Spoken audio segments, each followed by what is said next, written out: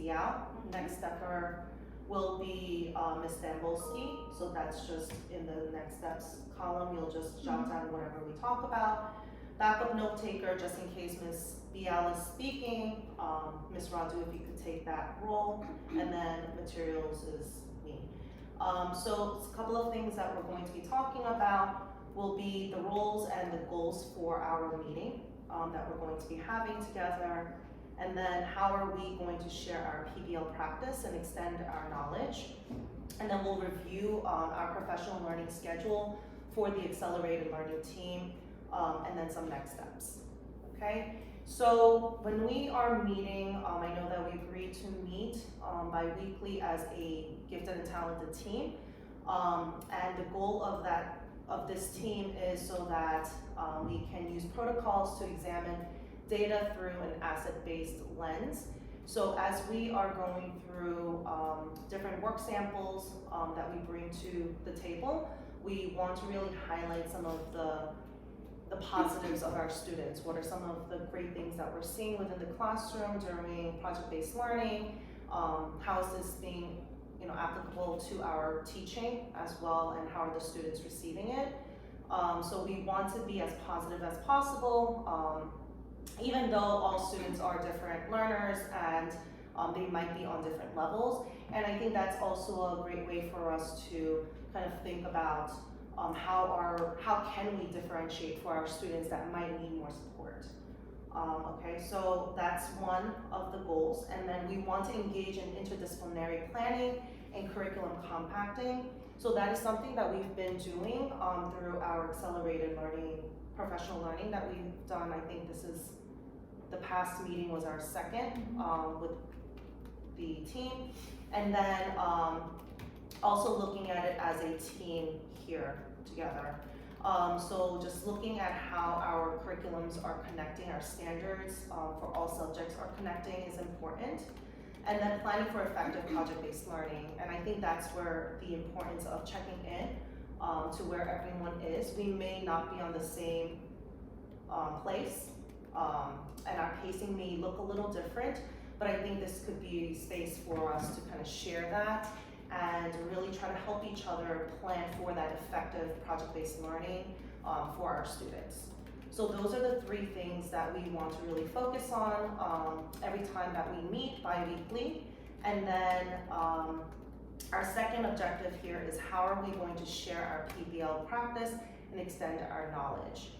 I will do less talking in just a bit, but as we are meeting at this time, I know that we're planning to meet bi-weekly as a gifted and talented team, but the other weeks, the alternating weeks, I know that we're also meeting with our teacher team, grade team meetings, and so that may be a place for us to just share our practice of what we have planned together and some of the things that we've discussed together. And then we could also get feedback from our own teams and bring that to the table so that we could also kind of think about where are some of those gaps that we may need to, I guess, fill in. So yeah, like if anyone wants to share, I know that we've worked on the interdisciplinary maps with our teams or our designated teams. So if anyone wants to share out just kind of where we are, we could totally do that. I could share out. Okay, so currently, for our first PBL, we were focusing on our central. Well, my central question will be easier.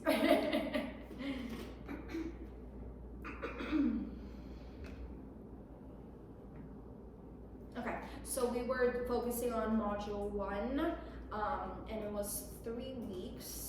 And our central question is, how could we as individuals learn about ourselves and others to promote diversity within our community? And how can making new friends and learning new things help us in our school community? So we were focusing on the relationship of self to self and self to world. And this all the readings that were provided with HMH reinforced this positive relationship. A lot of the readings focused on trying new things at school, going on field trips, which worked out perfectly whenever we went on our field trip. We were able to connect that to the text.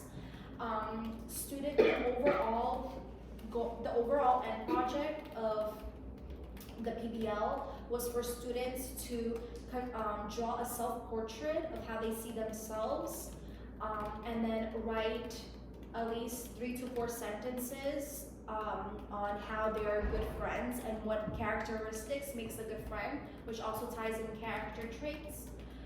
So this question also was interconnected, I believe is the word, right? Within subjects, it was interconnected between social studies, reading, and we did a little bit of math, because whenever we're calculating, like, okay, like, how many, like, friends do you have, you know, it's like part of like data and stuff like that. So it was interconnected between a few subjects. We did spend the first week diving into what is PBL. What does PBL mean to you? What is the roles of PBL small groups? We assign roles. For example, some of my students, my class are team leaders. They have their little badge. They know that in their PBL group, if they have any questions, to go to the team leaders. And once we got the clear understanding of what PBL is and how it looks like in our classroom, then we were able to like dive in to writing sentence, what is a good friend, and of course we're leaving the self-portrait, which we didn't do as of yet. We're leaving the self-portrait more towards the end of it, because you know, work first, play later.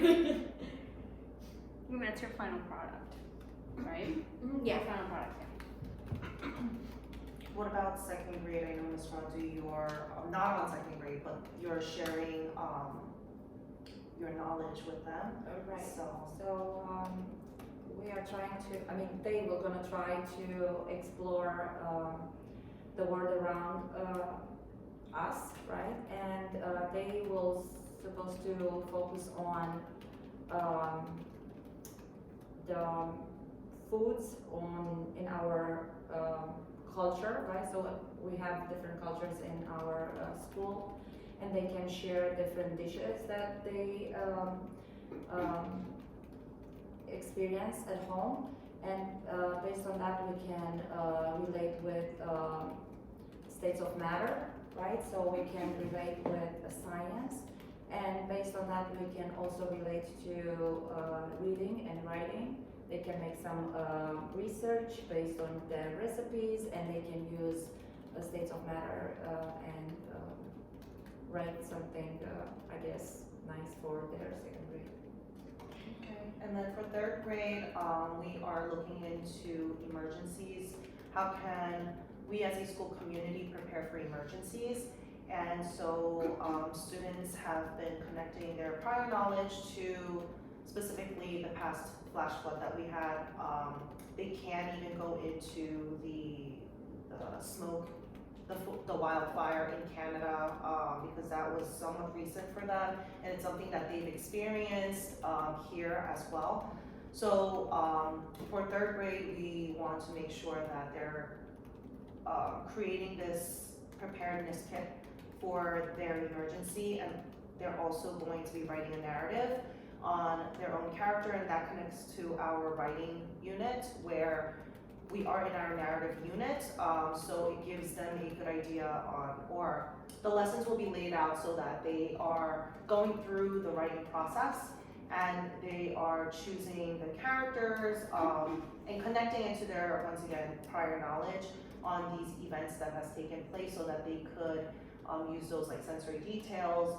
But we will be using like a mentor text as we are modeling for the students on like narrative elements. So those are the two kind of like side-by-side projects that we want them to do. So yeah, fourth grade. So for fourth grade, we are focusing on oral projects, oral research. So our driving question is, how can we increase our awareness of intercultural differences? And one of the things that we are really focusing on is, what is culture? What is our culture?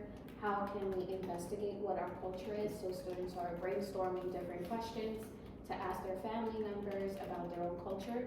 And our end project is creating a tourism website presenting the different cultures that they've researched about, or within the classroom and outside of the classroom. And our writing unit really connects back to this because students are using the Foursquare method to brainstorm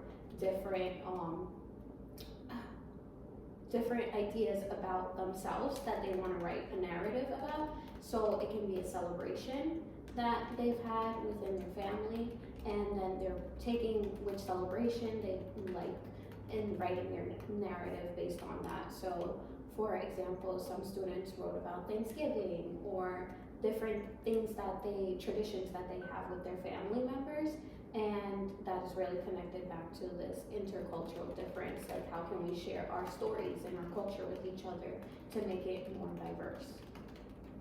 Fifth grade. Let me just finish Okay. my thought. Sorry. Okay, so fifth grade, the first module is all about inventing.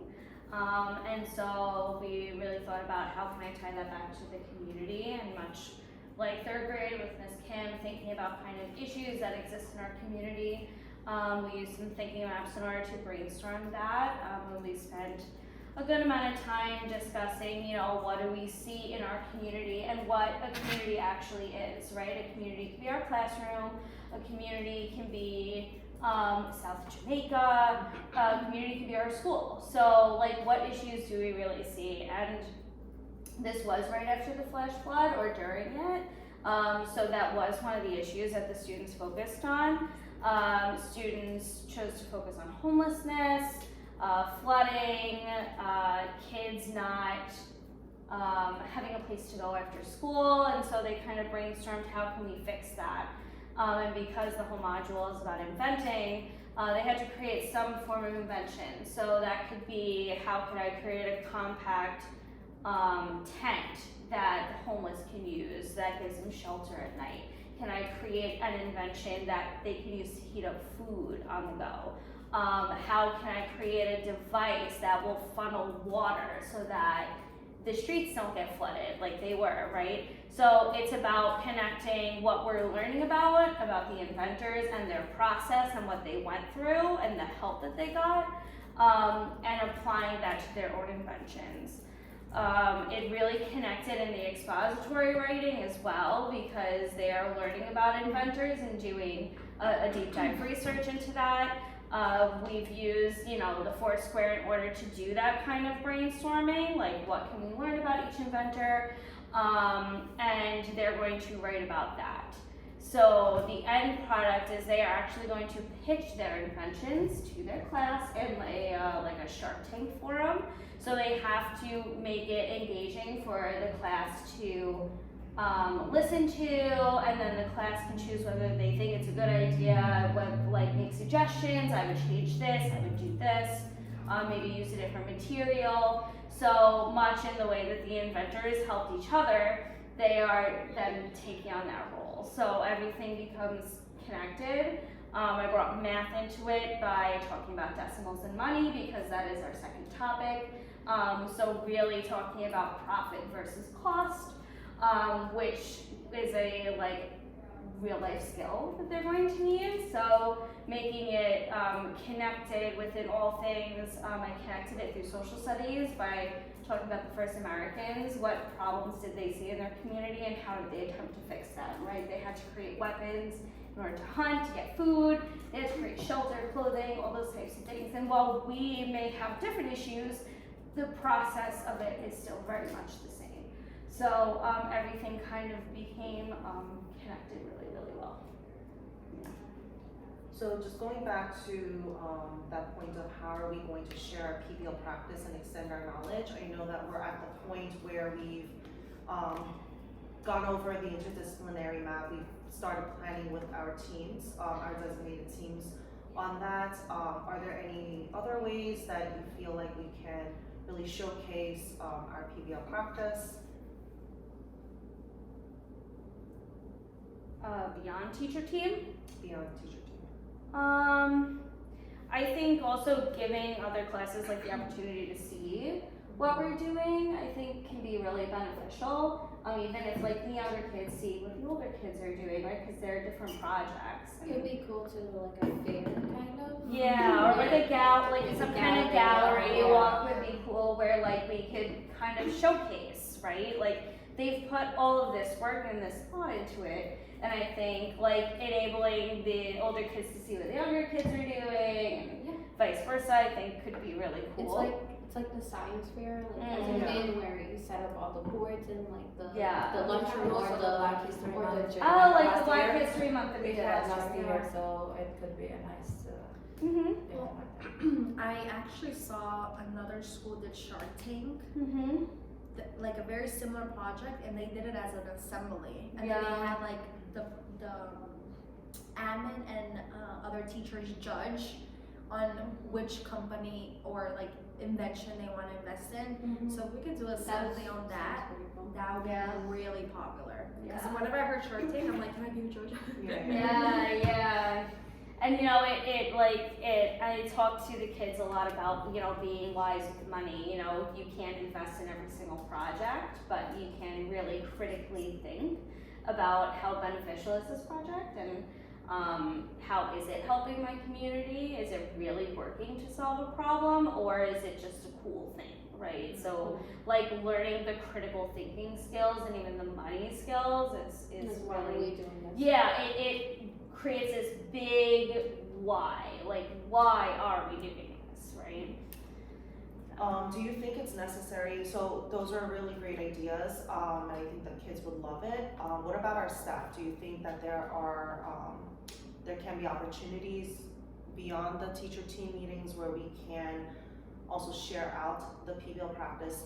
I don't know if it's enough time for us during our teacher team. I guess that's something that we could also kind of come back to as we like continue this process, but maybe we could start thinking of other ways we can also showcase it to our staff, so that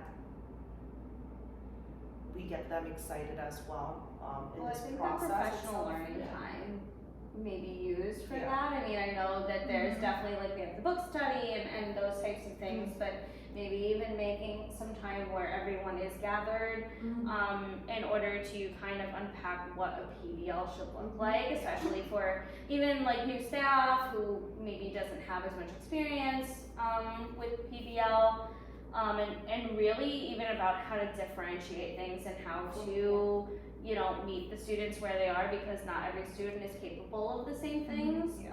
So really how to differentiate and help students so that they can all kind of achieve the same goal would be beneficial. So maybe that time too. Because remember last year how we did like the staff meetings, Mhm. or like the grade Yeah, meetings? I think that would be extremely beneficial, especially if, like how, I think we need to know what everyone's PBL is, because then it will be easier for us to like plan. Yeah.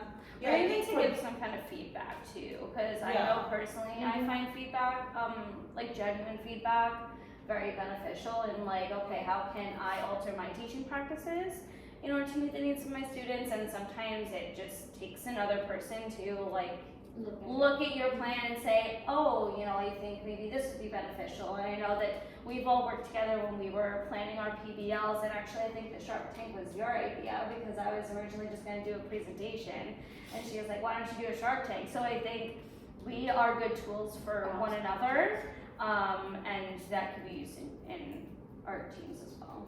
Yeah. And I think that with like the accelerated learning, professional learnings, they've been giving us resources to extend that knowledge of ours. So I know that they, even like the way we looked at or listened to each other's from other schools' projects and like where they were, and then there was like a template that like a discussion protocol or something that they shared with us and we kind of utilized.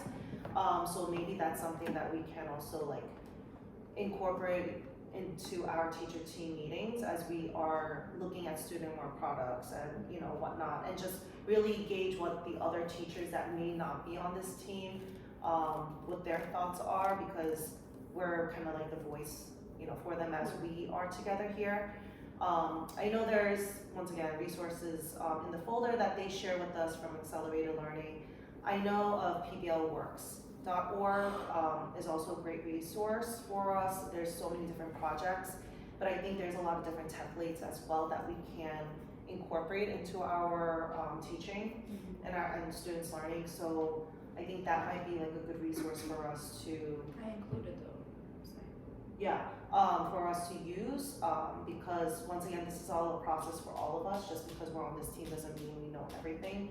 So we'll try to kind of brainstorm more ideas on how we can extend our knowledge, because we're gonna be meeting often. All right, so time, we have about 4 minutes. So just a quick review of the professional learning with Accelerated Learning. Our next meeting with them is going to be on Wednesday, November 15th, and it's gonna be in person. So we'll just kind of figure out, how to get there. And they just asked us to continue working on our interdisciplinary maps, collect evidence to evaluate our instructional decisions, and I believe we're going to be sharing out.